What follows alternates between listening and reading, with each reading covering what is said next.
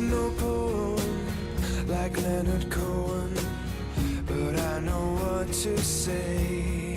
Well, Sam Roberts has always been a great supporter, and I've really lucked out because anytime I open up for a band, you know, I don't know if this happens to everybody, but I always get the acts coming up and saying words of encouragement, and you know, and just taking time out of their day to just say, hey, what are you doing, you know, and like, where do you want to go, and even telling them I'm independent of a record company and all that. I mean, people have always encouraged me to stay that way, and Bedouin Soundclash is another band that's, you know, really supportive of the indie sort of approach.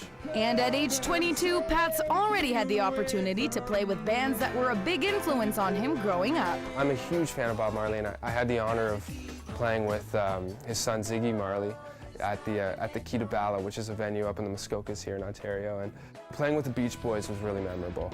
I played with them in Detroit, and one of my favorite records is Pet Sounds, and that's been a favorite for a couple of years, so that was a great show to be a part of. The Doors thing came up.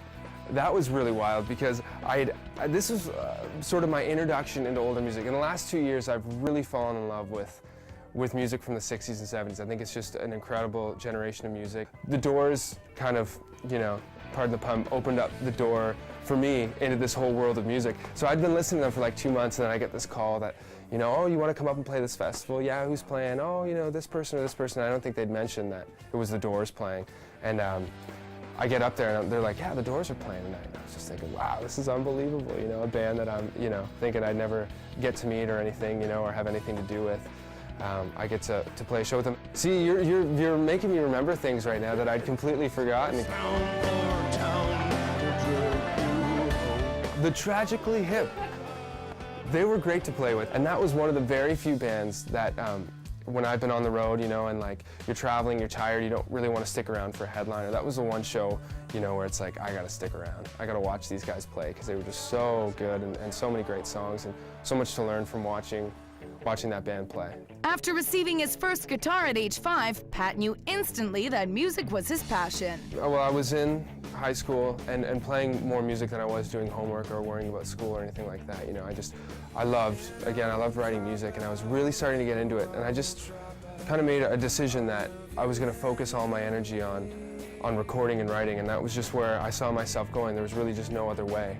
And luckily I had supportive parents that let me drop out of school, and I left school early, and I just totally pursued it. I went for it. Determined to leave a mark on the music scene, Pat made the tough decision to leave home and head south of the border. It's basically go to LA and work with some people and try some things out, meet with some labels. It was either do that or stay in school and finish. I left, I went to LA, and the LA thing was really cool. You know, LA is a great city. The problem was I was too young to really appreciate the music that had come out of LA and what songwriting really was. And I could have easily gotten caught up in sign a major label record deal and sing other people's songs. And I want to do this alone. You know, I want to discover my own voice. The people I love and the artists I respect, they sing their own words, you know, and I wanted that. Opting out of working with a major label, Pat's keeping the sound his own. People say that this path, the indie path, is difficult, but it's not really, you know.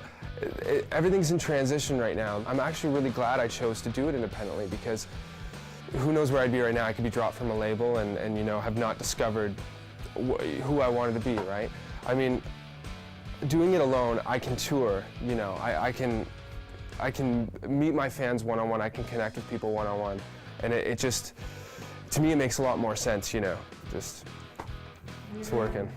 Can you feel me? Can you feel me? Yeah. Now, the internet's great. The reality is that's where people are, for the most part, just getting music. You know, I hate to call it stealing, but that's where they're getting music from. And that's been so crucial to my career, because they get the word that you're out there and you're playing, you know. I guess the one piece of advice that I've always gotten, and actually there's a music shop in Windsor called Riverside Music Shop where I'm from Windsor, and the owner there, he's always been supportive. I bought my first guitar off him, I bought my most recent guitar off him, you know. He always kept telling me, just keep writing, you know, keep doing your thing, keep creating, you know, keep yourself open to new possibilities. And that's been a common piece of advice from place to place. Everywhere I go, people just say, you know, you got to keep doing your thing. Thank you, guys. Thank you very much.